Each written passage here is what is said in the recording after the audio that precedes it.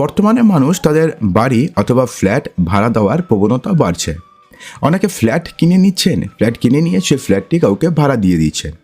অনেকে আবার বাড়ি বানাচ্ছেন এরকমভাবে যে একটা রুমে বা একটা অংশে আমরা থাকবো এবং বাকি 3-4টা অংশে আমরা ভাড়া দেব। এটা অতিরিক্ত আয় অর্জনের একটি ভালো উপায়।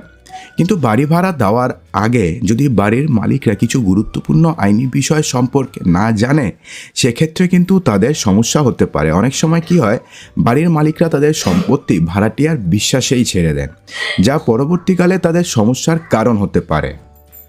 কী কারণ হতে পারে? যখন ভাড়াটিয়া সম্পত্তির উপরে মালিকানা দাবি করার চেষ্টা করেন, তখনই উঠে আসে নানান ধরনের সমস্যা। তো এই ভিডিওতে আমরা কিছু দিক আলোচনা করব যে কোন কোন ক্ষেত্রে ভাড়াটিয়ারা মালিকের সম্পত্তি নিজের বলে দাবি করতে পারে এবং তার জন্য আপনাদের কি কি করা উচিত, অর্থাৎ অ্যাজ এ বাড়ির মালিক হিসেবে আপনারা কি কি করতে পারবেন। তো চলুন জেনে নিই সব কিছু। তো প্রথমে আমরা জানবো যে কখন ভাড়াটিয়ারা মালিকানা দাবি করতে পারে কোনো সম্পত্তি। তো সম্পত্তির আইনের যে ক্লজ রয়েছে সেখানে ক্লিয়ারলি বলা রয়েছে যে কোনো ভাড়াটিয়া যদি টানা 12 বছর ধরে কোনো সম্পত্তিতে বসবাস করেন, তাহলে সেই ভাড়াটিয়া সেই সম্পত্তির মালিকানা আইনত দাবি করতে পারেন। এই আইনটি প্রতিকূল দখল বা অ্যাডভার্স পসেশনের অন্তর্গত, যা স্বাধীনতার আগের একটি আইন, কিন্তু এই আইনের কোনো অ্যামেন্ডমেন্ট করা হয়নি। তো স্বাধীনতা আগের আইন হলেও এই আইনটি কিন্তু বলবৎ রয়েছে। তবে এই আইন কার্যকর করতে কিন্তু বেশ কিছু শর্ত রয়েছে, অর্থাৎ এমনটা নয় যে 12 বছর কেউ ভাড়া থাকলো তার মানে সে বাড়িটা তার হয়ে গেল। তো কিছু শর্ত রয়েছে। এর মধ্যে গুরুত্বপূর্ণ একটি শর্ত হচ্ছে ভাড়াটিয়াকে প্রমাণ করতে হবে যে তিনি টানা এবং কোনো বাধা ছাড়াই সম্পত্তিতে বসবাস করেছেন, অর্থাৎ টোটালি কমপ্লিটলি তিনি বসবাস করেছেন এবং কোনো বাধা ছাড়াই তিনি বসবাস করেছেন। ভাড়াটিয়াকে এটাও প্রমাণ করতে হবে যে দীর্ঘ সময় ধরে সম্পত্তিতে বসবাস করেছেন এবং এই যে সময়কাল অর্থাৎ 12 বছর কিংবা 13 বছরের মধ্যে মালিক কোনো আপত্তি জানায়নি।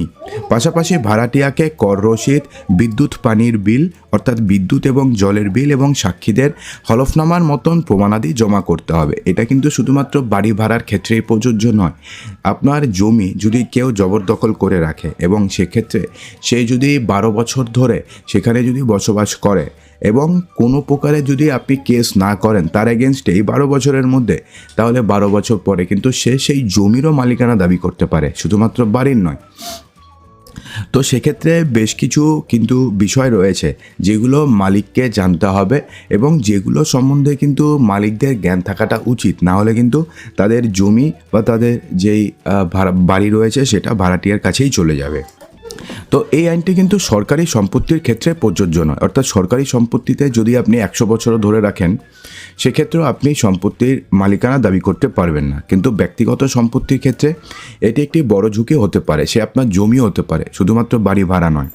বিশেষত যখন বাড়ির মালিক বহু বছর ধরে ভাড়াটিয়ার ওপরে নজরদারি করেন না, তখনই এই সমস্যাটি দেখা দেয়। তো ভাড়াটিয়ার মালিকানা দাবি থেকে আপনি কিভাবে রক্ষা করবেন? তো তার জন্য প্রথম যেটা আপনাকে করতে হবে, যেটা কিন্তু খুবই কম হয়, বিশেষ করে গ্রামাঞ্চলে কিংবা সেমি আরবানে কম হয়, আরবান অর্থাৎ শহরাঞ্চলে এটা প্রচলিত রয়েছে, কিন্তু গ্রামাঞ্চলে কিংবা সেমি আরবানে এটা কিন্তু খুবই কম হয়। সেটা হচ্ছে রেন্ট এগ্রিমেন্ট বা ভাড়ার চুক্তি। তো ভাড়া চুক্তি তৈরি করা এবং সময় মতন এটি আপডেট করা এই সমস্যার হাত থেকে রক্ষা পাওয়ার সবচেয়ে কার্যকরী উপায়। ভাড়া চুক্তিতে বাড়ির মালিক এবং ভাড়াটিয়ার মধ্যে সমস্ত শর্ত স্পষ্টভাবে উল্লেখ থাকতে হবে, যেমন ভাড়া কত হবে সেটা স্পষ্টভাবে উল্লেখ থাকতে হবে।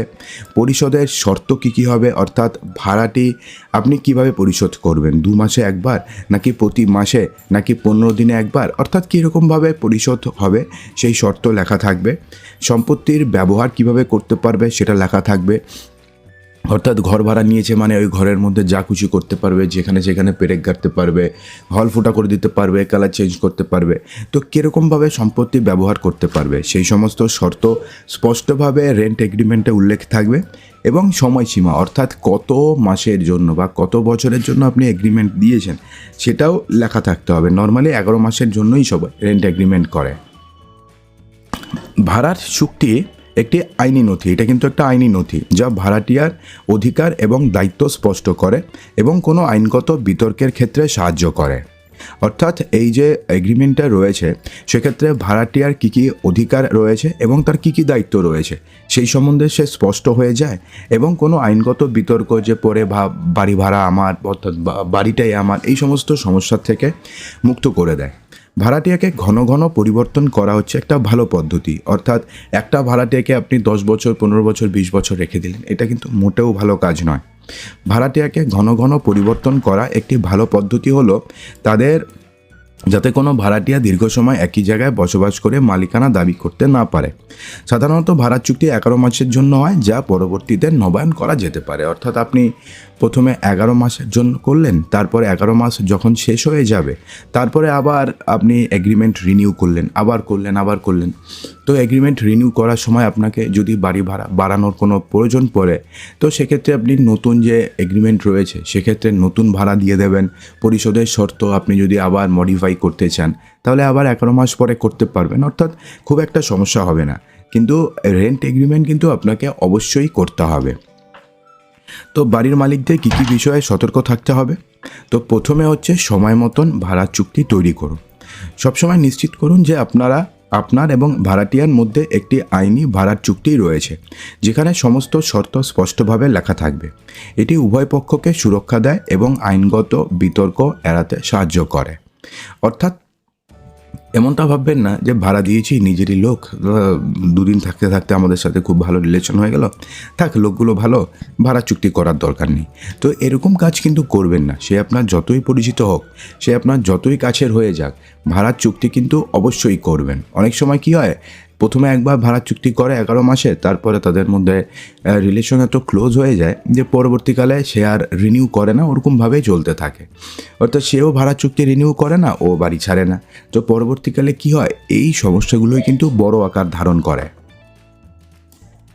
দ্বিতীয় যেটা করবেন সেটা হচ্ছে ভাড়াটিয়া পরিবর্তন করুন। সম্ভব হলে সময় সময় ভাড়াটিয়া পরিবর্তনের চেষ্টা করুন যাতে তারা দীর্ঘ সময় ধরে একই জায়গায় মালিকানা দাবি করতে না পারে। এতে মালিকানার ঝুঁকি কমে যায়।